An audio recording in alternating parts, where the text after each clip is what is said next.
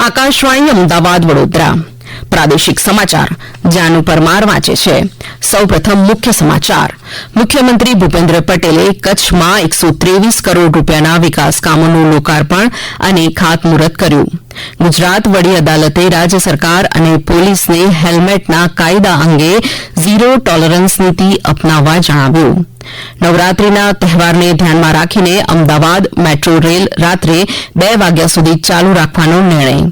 નવરાત્રી દરમિયાન મહિલાઓની સલામતી માટે શહેર પોલીસની અભયમ 181 મહિલા હેલ્પલાઇનની ટીમ 24 કલાક કાર્યરત અને સુરેન્દ્રનગરના વઢવાણના શિક્ષિકાની મલેશિયા ખાતે યોજાનાર એથ્લેટિક્સ સ્પર્ધા માટે પસંદગી।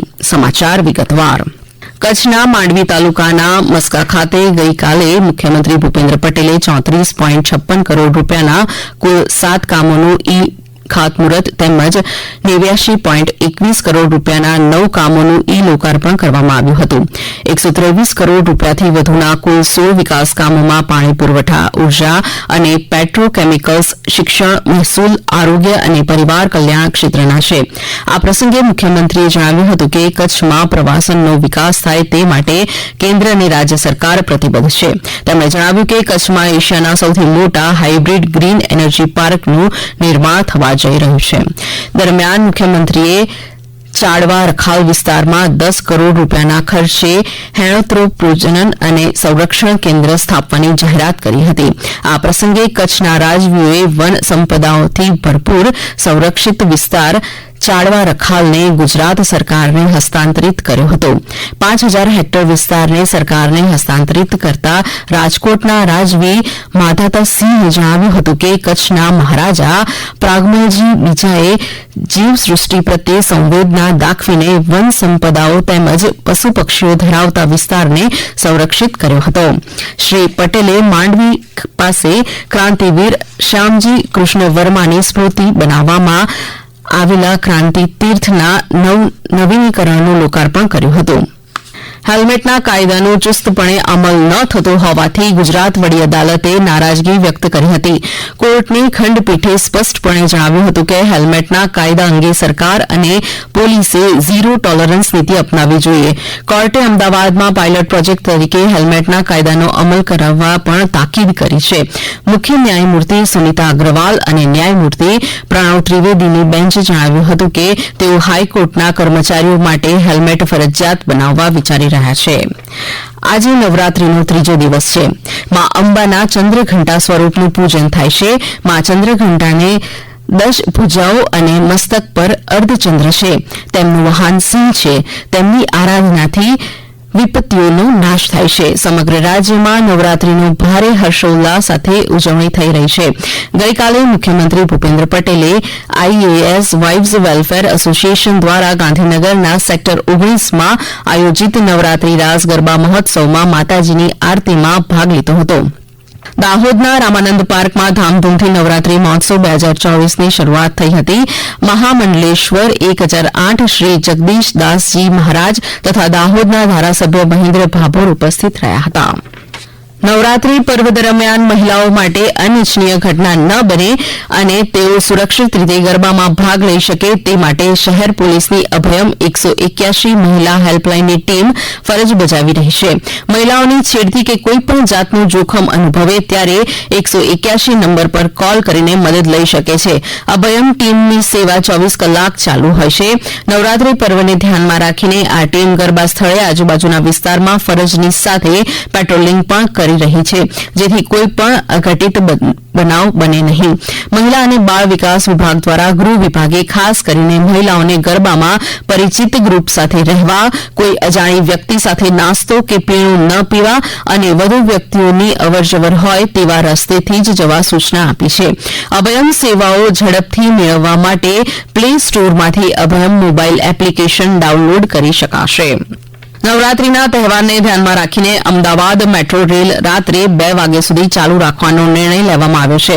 ગુજરાત મેટ્રો રેલ કોર્પોરેશન એક યાદીમાં જણાવ્યું છે કે 11 ઓક્ટોબર સુધી મેટ્રો સેવા રાત્રે 10 વાગ્યા પછી પણ પૂર્વ પશ્ચિમ તેમજ ઉત્તર દક્ષિણ કોરિડોરમાં દરેક સ્ટેશનેથી 20 મિનિટના અંતરે ઉપલબ્ધ રહેશે. થલતેજ વસ્ત્રાલ ગામ, મોટેરા સ્ટેડિયમ તથા એપીએમસીથી છેલ્લી ટ્રેન ઉપડવાનો સમય મધ્યરાત્રિના 2 વાગ્યા સુધીનો રહેશે. આ સમાચાર આપ આકાશવાણીના અમદાવાદ વડોદરા કેન્દ્ર પરથી સાંભળી રહ્યા છો. આ સમાચાર આપ અમારી YouTube channel AIR news Gujarati પર પણ સાંભળી શકશો. વધુ સમાચાર માટે આપ અમારી એક્સ હેન્ડલ AIR_news_ABAD ને ફોલો કરી શકો છો. રાજકોટ તાલુકાના સ્તરે ખેલાડીઓ પ્રોત્સાહન આપવા માટે 5 તાલુકામાં 2.46 કરોડ રૂપિયાના ખર્ચે રમતગમતના મેદાનો તૈયાર કરાવવાના કામને મંજૂરી આપવામાં આવી છે. જિલ્લા કલેક્ટર પ્રભવ જોશીએ જણાવ્યું છે કે આ યોજના અંતર્ગત લોધિકા, ઉપલેટા, જામકંડોરણા તેમજ કોટડામાં આગામી 3 મહિનામાં મેદાન તૈયાર કરાવશે.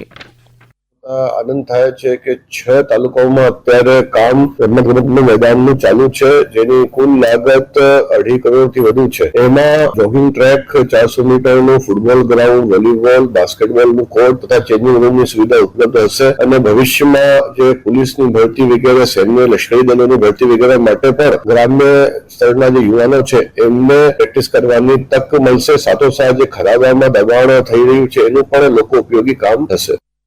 સુરેન્દ્રનગરના વઢવાણની સરસ્વતી કન્યા વિદ્યાલયમાં પીટીસીના શિક્ષિકા લાછુબેન પરમારની મલેશિયા ખાતે યોજાનાર એથ્લેટિક્સ સ્પર્ધા માટે પસંદગી થઈ છે. લાછુબેન અગાઉ પણ રાષ્ટ્રીય અને આંતરરાષ્ટ્રીય કક્ષાએ વિવિધ રમતોમાં ભાગ લઈ ઇનામો મેળવી ચૂક્યા છે. તેઓ મલેશિયામાં ભાલા ફેંક, હેમર થ્રો અને ચક્ર ફેંકની સ્પર્ધામાં ભાગ લેશે. લાછુબેન શાળાની વિદ્યાર્થીઓને વિવિધ રમતો રમાડીને જિલ્લા તેમજ રાજ્ય સ્તરે રમીને આગળ આવે તે માટે માર્ગદર્શન આપે છે. તેઓ પોતે ખેલ મહાકુંભમાં રમીને આગળ આવ્યા છે.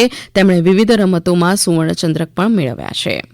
દેશભરમાં ચાલી રહેલા સ્વચ્છતા હી સેવા ઝુંબેશ અંતર્ગત રાજ્યના છોટાઉદેપુર જિલ્લાના જેતપુર પાવી તાલુકામાં સ્વચ્છતા સંસ્કાર અને સ્વચ્છતા સ્વભાવ અંગેની થીમ સાથે જાગૃતતા ફેલાવવામાં આવી હતી. અમારા છોટાઉદેપુર જિલ્લાના પ્રતિનિધિ રાજેશ રાઠવા જણાવે છે કે આ થીમ મુજબ વાંકી ગામની શાળાના વિદ્યાર્થીઓ દ્વારા શાળાની સફાઈ હાથ ધરવામાં આવી હતી.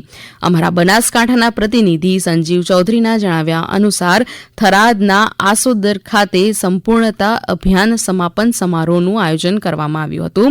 આ કાર્યક્રમમાં વિવિધ વિભાગ દ્વારા 6 ઇન્ડિકેટરની સફળતાની ઝાંખી રજૂ કરાઈ હતી અને શ્રેષ્ઠ કામગીરી કરનાર અધિકારીઓનું સન્માન કરવામાં આવ્યું હતું. રાજ્ય સરકાર દ્વારા અમદાવાદ જિલ્લામાં વરસાદથી અસરગ્રસ્ત રસ્તાઓની મરામત કામગીરી માટે દિશાનિર્દેશો જાહેર કરાયા હતા. 9 જેટલા તાલુકાઓના ગ્રામ્ય વિસ્તારમાં રોડ રસ્તાઓની મરામત કામગીરી હાથ ધરાઈ હતી.